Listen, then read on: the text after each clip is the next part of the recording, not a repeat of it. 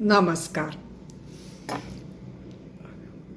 लोक म्हणतात स्वप्न बघावीत मोठं होतं वगैरे. आता असं पहाटेची स्वप्न खरी होतात असंही म्हणतात.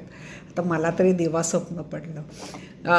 यूट्यूबवर ऐकत होते सुप्रीम कोर्टने स्टे आणला UCGवर वगैरे.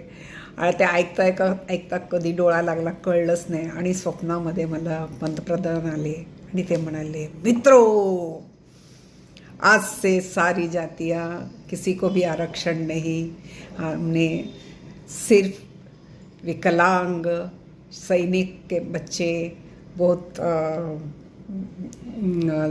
दुर्दम्य जगह में रहने लगे उनके लिए आरक्षण है, बाकी किसी को नहीं. जाती पाती सब एक समान, सब नर नारी एक समान असं त्यांनी सांगितलं असं मला वाटलं.